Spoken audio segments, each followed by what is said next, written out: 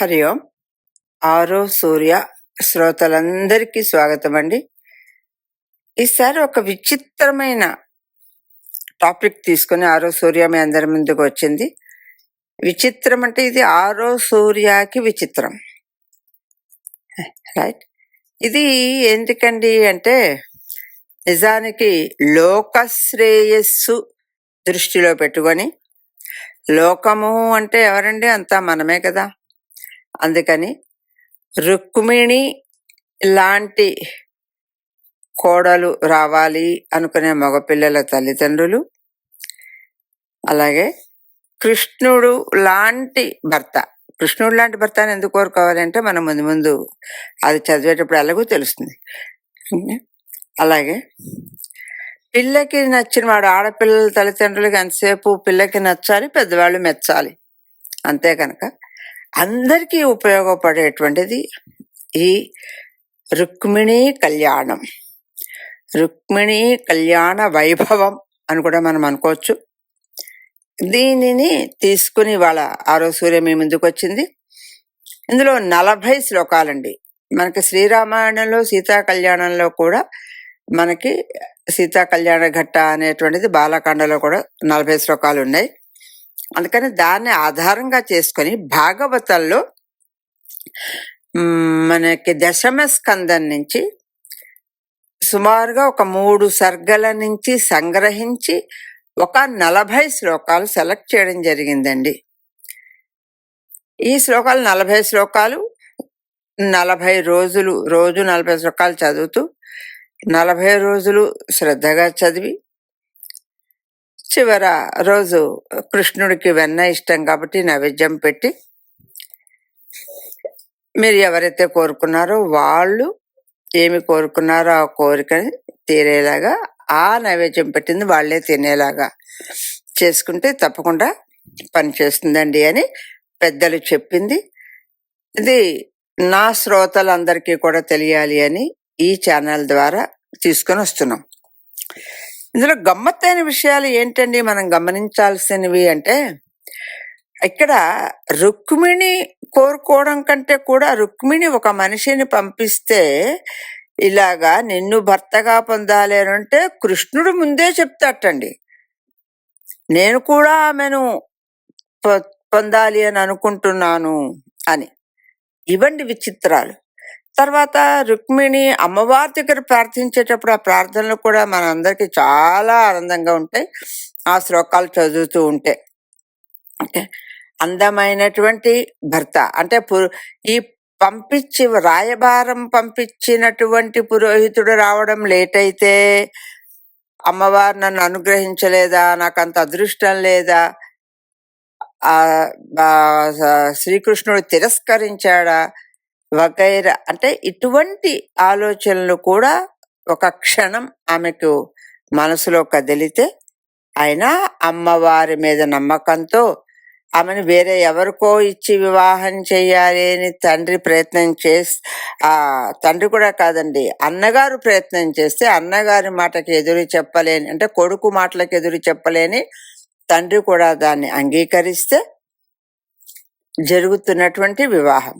కరెక్ట్గా రావాల్సిన సమయానికి కృష్ణుడు రావడం, ఆమెను తీసుకువెళ్ళడం. అసలు ఎప్పుడైతే కృష్ణుడు రావడం చూశారో అప్పుడు ప్రజలందరూ అనుకున్నారట, అరే ఈ కృష్ణుడికి మన రుక్మిణికి కనుక కలిస్తే ఎంత బాగుండేదో అని. వాళ్ళందరూ ఎందుకు అనుకున్నారు? అలాగే జరిగిందండి. వెళ్ళిన తర్వాత వైభవంగా కృష్ణుడితో వెళ్ళిపోయినటువంటి రుక్మిణికి అక్కడ వివాహం జరగడం. కాకపోతే చివరిలో 1-2 శ్లోకాలు ఇది కూడా చెప్పుకున్నాము.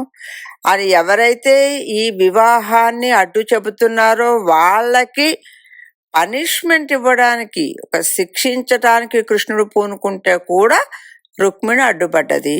తన అన్నగారని అడ్డుపడినా మనం చదువుకునేటప్పుడు మనకు కావలసినటువంటి కోరికకి విఘ్నం, అబ్స్టకిల్ రాకుండా ఉండాలి అనేటువంటి సంకల్పంతో మనం చదువుకోవడం, ఆ అబ్స్టకిల్స్ ని ఎలా పోగొట్టాలో అలాగా భగవంతుడు పోగొడతాడు.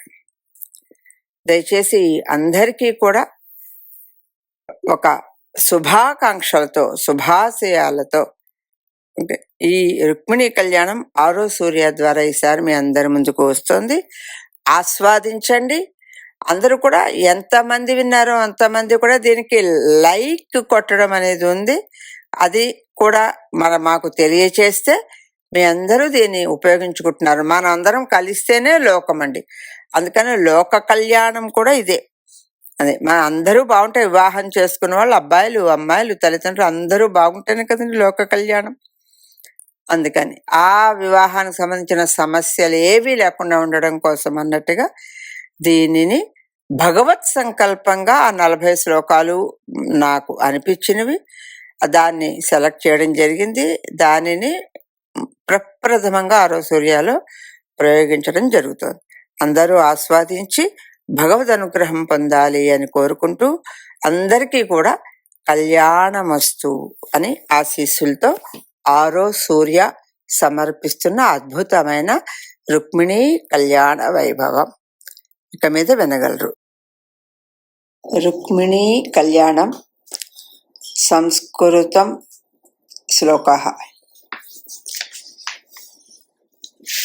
సో అపసృత్య ముకుందస్య రూపవీర్యగుణ శ్రియః గృహాగతైర్గీయమానాస్తం మేనే సదృశం పతిం.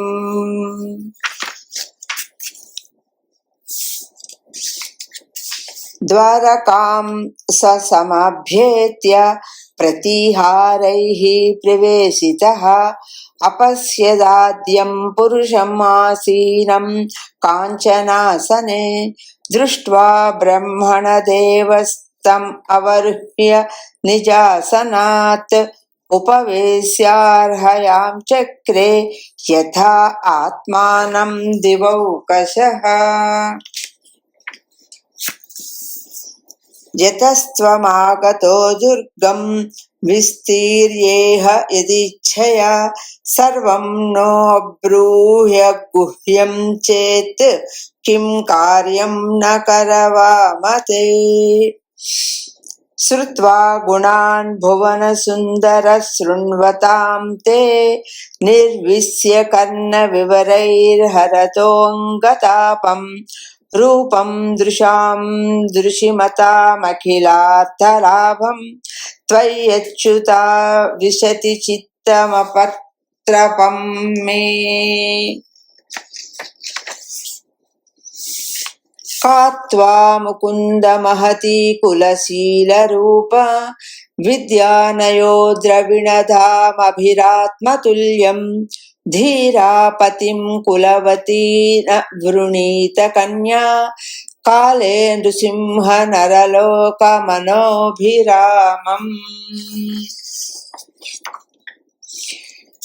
వైదర్భ్యాః సతు సందేశం నిశమ్య యదునందనః ప్రగృహ్య పాణినా పాణిం ప్రహసన్నిదమబ్రవీత్ తథా అహమపి తచ్చిత్తో నిద్రాం చ నలేభే నిశి వేదాహం రుక్మిణా ద్వేషాన్ మమోద్వాహో నివారితః. తామానయిష్య ఉన్మథ్య రాజన్యాపసదాన్మృధే మత్పరామనవద్యాంగీ మేధసోऽగ్నిశిఖామివ. ఆరుహ్య స్యందనం సౌరీర్ద్విజమారోప్య తూర్ణగైః ఆనర్తాదేకరాత్రేణ విదర్భానగమద్ధయైః. సుస్నుతాం సుదతీం కన్యాం కృతకౌతుకమంగళాం ఆహతాం సుఖయుగ్మేన భూషితాం భూషణోత్తమైః.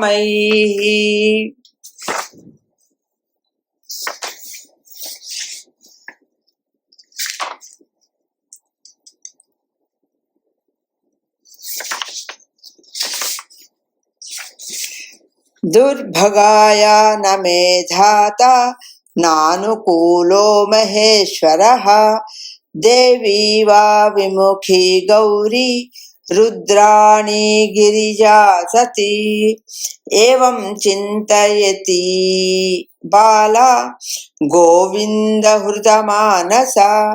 नियमीलयत कालज्ञा नेत्रे चाश्रुकलाकुले अथ कृष्णविनिर्दिष्टः स एव द्विजसत्तमः अन्तःपुरचरीं देवीं राजपुत्रीं ददर्शः सा तं प्रहृष्टवदनमव्यग्रात्मगतिं सती आलक्ष्य लक्षणाभिज्ञा समपृच्छच्चुविश्चुचिस्मिता शुचिस्मिता तस्या आवेदयत् प्राप्तं शशसं यदुनन्दनम् उक्तं च सत्यवचनमात्मोपनयनं प्रति तमागतं समाज्ञाय वैदर्भी हृष्टमानसा न पश्यन्ति ब्राह्मणाय प्रियमन्यन्न नामसा।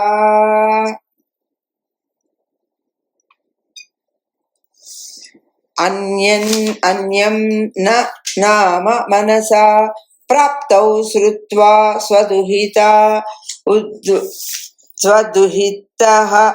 उद्वाह प्रेक्षणोत्सुकौ अभ्यातूर्य घोषेण रामकृष्णौ समर्हणैः तयोर्निवेशनं श्रीमद् उपकाल्प्य महामतिः ससैन्ययोः सानुगयोरातिथ्यं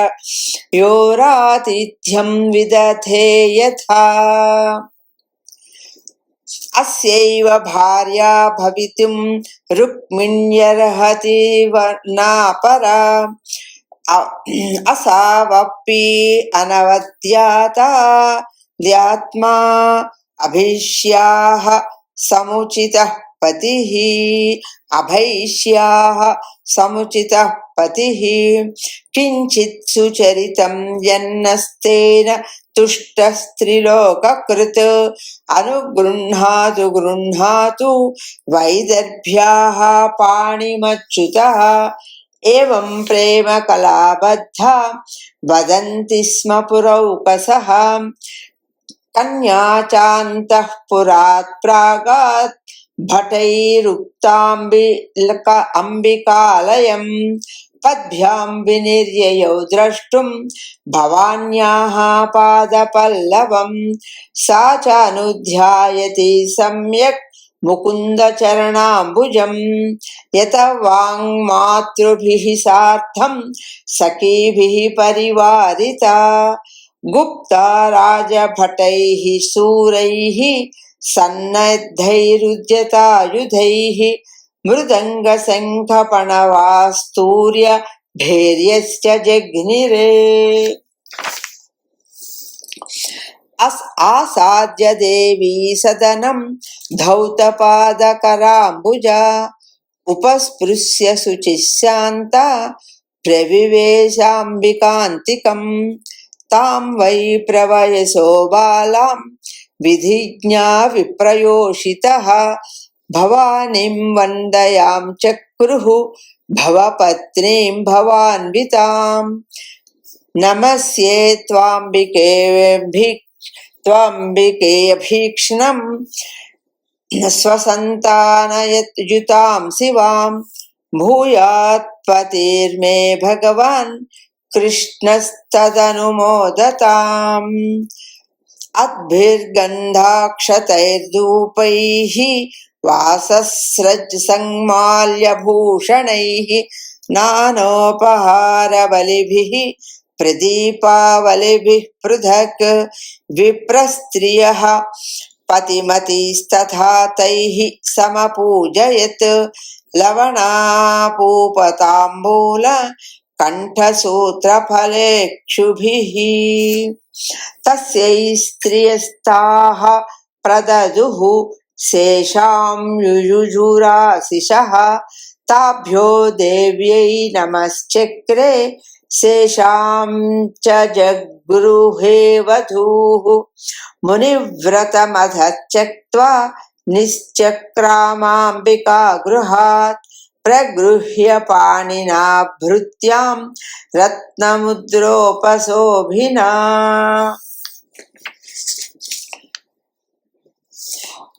उत्सार्य वामकरजलैरलकानपासाङ्गैः प्राप्तान् ह्रियैक्षत नृपान् दुदृशे अच्युतं च तां राजकन्यां रथमारुरुक्षतीं जहार कृष्णो द्विशतां समीक्षताम्। रथं समारोप्य सुवर्णलक्षणं राजन्यचक्रं परिभूय माधवः ततो ययौ रामपुरोगमैः शनैः शृगालमध्यादिव भागहृद्धरिः।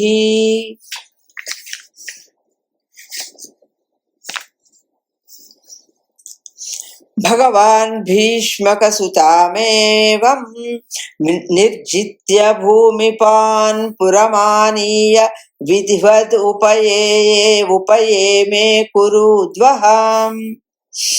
तदा महोत्सवो नॄणां यदुपुर्यां गृहे गृहे अभूदनन्यभावानां कृष्णे यदुपतौ नृपा। नरा नार्यश्च मुदिताः प्रमृष्टमणिकुण्डलाः पारिबर्हमुपाजह्रुः वरयोश्चित्रवाससोः। सावृष्टिपुर्युत्तभितेन्द्रकेतुभिः विचित्रमाल्याम्बररत्नतोरणैः बभौ प्रतिद्वार्युपक्लुप्तमङ्गलैः आपूर्णकुम्भा गुरुधूपदीपकैः। सिक्तमार्गमदच्युद्भिः आहूतप्रेष्ठभूभुजां गजैर्द्वासुसरामृष्टरम्भूगोपशोभितां कुरु सृञ्जय कैकेय विदर्भयदुक्तयः मिथो मुमुदिरे तस्मिन् सम्भ्रमात् परिधावताम्। रुक्मिण्याहरणं श्रुत्वा गीयमानं ततस्ततः राजानो राजकन्याश्च बभूवुः भृशविस्मिताः। द्वारकायामनुभूद्राजन् महामोदः पुरौकसां रुक्मिण्या रमयोपेतं दृष्ट्वा कृष्णं श्रियः पतिम्। एवं रुक्मिणी कल्याणम् इति 40 श्लोकमितः सर्गः। यदक्षरपदभ्रष्टं मात्राहीनं च यद्भवेत् तत्सर्वं क्षम्यतां देवनारायण नमोऽस्तु ते। संकल्पसिद्धिरस्तु अभीष्टसिद्धिरस्तु